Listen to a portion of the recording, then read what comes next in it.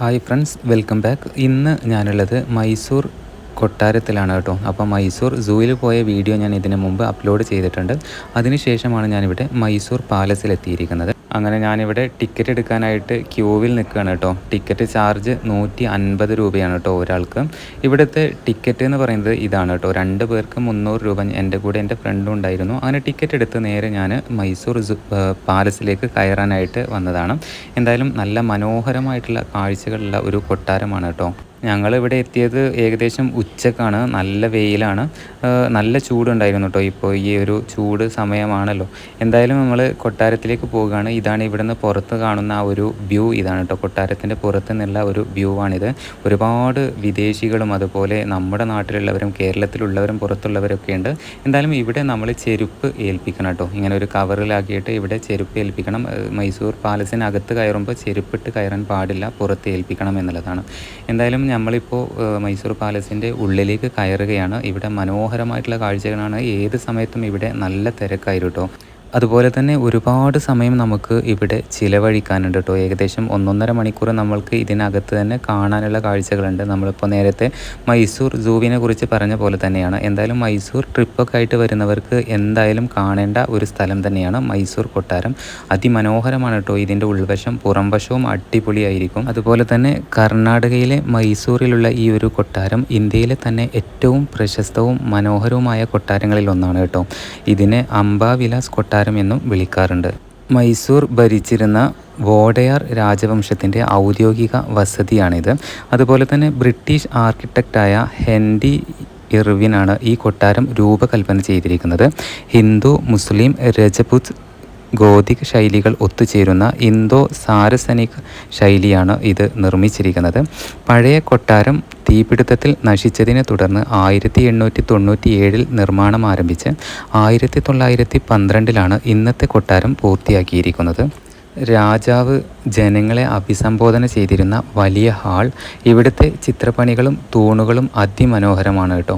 വർണ്ണാഭമായ ഗ്ലാസുകൾ കൊണ്ട് മേൽക്കൂര നിർമ്മിച്ച 8 വശങ്ങളിലുള്ള ഹാളാണിവിടെ.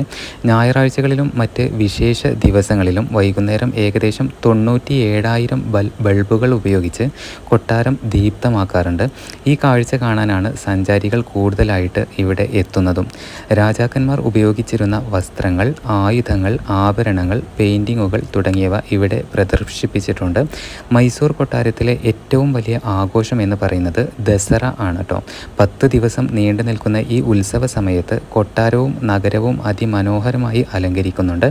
ദസറയുടെ അവസാന ദിവസം നടക്കുന്ന ജംബോ സവാരി ആണ് ഈ ലോക പ്രശസ്തമായിരിക്കുന്നത് കേട്ടോ. സന്ദർശകർക്ക് കൊട്ടാരത്തിനകത്ത് കയറാൻ ടിക്കറ്റ് ആവശ്യമാണ്. 150 രൂപയാണ് കേട്ടോ ഒരാൾക്കുള്ള ടിക്കറ്റ് ചാർജ്. കൂടാതെ കൊട്ടാരത്തിനുള്ളിൽ ഫോട്ടോ എടുക്കുന്നതിന് കർശനമായിട്ടുള്ള നിയന്ത്രണങ്ങളുണ്ട്. അത് അവിടെ മുമ്പൊക്കെ ഞാൻ പോയ സമയത്ത് ഫോട്ടോ എടുക്കരുത് എന്ന് എഴുതി വെച്ചിട്ടുണ്ടായിരുന്നു. പക്ഷേ ഇത്തവണ പോയപ്പോൾ എല്ലാവരും ഫോട്ടോസും വീഡിയോസും ഒക്കെ എടുക്കുന്നുണ്ട് കേട്ടോ. അതുകൊണ്ടാണ് ഞാനും വീഡിയോസൊക്കെ എടുത്തിരിക്കുന്നത്. എന്തായാലും 150 രൂപയ്ക്ക് നമുക്ക് ടിക്കറ്റ് എടുത്ത് കാണാനുള്ള കാഴ്ചകളെല്ലാം തന്നെ ഇതിനകത്തുണ്ട്. ഇവിടെ വരുമ്പോൾ തന്നെ നമുക്കറിയാം ഒരുപാട് വിദേശികളെ നമുക്ക് കാണാൻ പറ്റും കേട്ടോ. കേരളത്തിനകത്ത് പുറത്ത് നിന്ന് ഒക്കെയുള്ള ഒരുപാട് ആളുകളാണ് ഇവിടെ വരുന്നത് കേട്ടോ. പിന്നെ നമ്മൾ മുമ്പൊക്കെ ഈ മൈസൂർ എന്ന് കേൾക്കുമ്പോഴേ നമ്മളെ മനസ്സിൽ ഓടി വരുന്ന ഒരു സ്ഥലം തന്നെയാണ് മൈസൂർ കൊട്ടാരം എന്ന് പറയുന്നത്. എന്തായാലും ഇപ്പോൾ നമ്മൾ മൈസൂരിലേക്ക് ഒരു 1 ഡേ ട്രിപ്പൊക്കെ ആയിട്ട് വരികയാണെങ്കിൽ എന്തായാലും ഒരു മസ്റ്റായിട്ട് നമ്മൾ കാണേണ്ട ഒരു സ്ഥലം തന്നെയാണ് ഈ മൈസൂർ കൊട്ടാരം എന്ന് പറയുന്നത്. മൈസൂർ സൂവിനെ പോലെ തന്നെ ഒരുപാട് ഏരിയ നമുക്കിവിടെ കാണാനായിട്ടുണ്ട്. ഏകദേശം ഒരു 1.5 മണിക്കൂറെങ്കിലും നമുക്ക് ഇവിടുത്തെ കാഴ്ചകൾ ആസ്വദിക്കാനുണ്ട് കേട്ടോ. പിന്നെ ഇവിടെ വീഡിയോസൊക്കെ എടുക്കാനൊന്നും നമുക്ക് പ്രത്യേകിച്ച് കഴിയില്ല. എന്തെന്ന് വെച്ചാൽ എല്ലാവരും തിരക്കിലായിരിക്കും, എപ്പോഴും ആളായിരിക്കും ഇതിനുള്ളിൽ കേട്ടോ. ആളുകളിങ്ങനെ ക്യൂ ആയിട്ടായിരിക്കും വന്നുകൊണ്ടിരിക്കുന്നത്.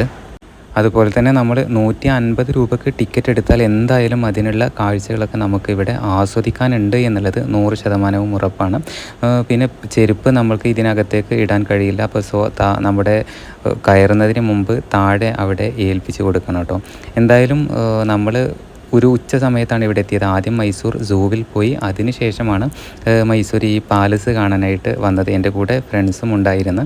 അങ്ങനെ ഞങ്ങൾ ഒന്നിച്ചാണ് വന്നത് കേട്ടോ. അടിപൊളി കാഴ്ചകളായിരുന്നു. നമുക്ക് ഇഷ്ടംപോലെ ഫോട്ടോസ് എടുക്കാൻ പറ്റിയ, വീഡിയോസൊക്കെ എടുക്കാൻ പറ്റിയ നല്ല നല്ല ഏരിയകളൊക്കെ ഇതിനകത്ത് കാണാനുണ്ട്.